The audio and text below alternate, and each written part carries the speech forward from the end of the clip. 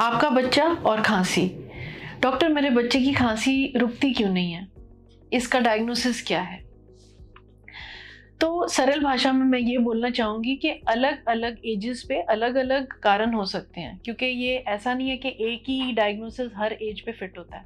अगर 1 साल के नीचे के बच्चे को लगातार बार बार खांसी होती है, स्पेशली अगर उसको नज़ला वगैरह नहीं है, सिर्फ खांसी है, तो उसको आपको ज़रूर जांच करानी चाहिए, क्योंकि हो सकता है कि उसके एयरवेज में बनावट में कुछ नुक्स कुछ कंजेनाइटल एनोमलीज जिसको बोलते हैं वो हो सकता है हार्ट की तकलीफ हो, और उसे प्रॉपर डायग्नोसिस और इलाज की ज़रूरत है।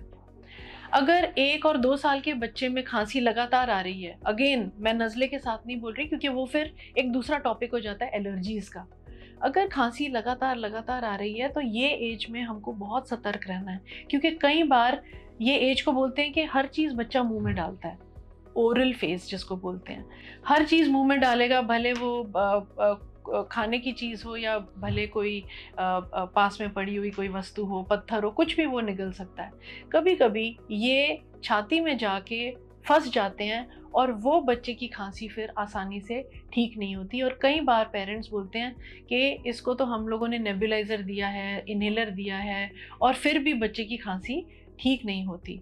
क्योंकि कई बार हमको तो पता ही नहीं चलता, हम 24 घंटे तो बच्चे के साथ नहीं रह सकते, हमको पता ही नहीं चलेगा, और बच्चे को खांसी लगातार चलती रह जाएगी। तो कैसे पता चले कि ये वाली डायग्नोसिस है? अगर आपके इन्हेलर से, अगर आपकी दवाइयों से खांसी पे कोई फ़र्क ना पड़े तब।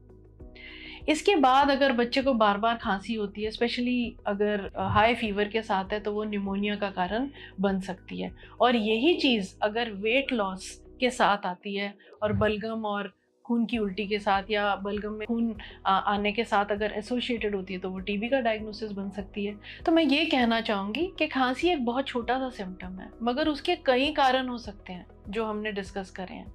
जेनेटिक, इनहेरिटेड, बहुत सारे कारण हो सकते हैं।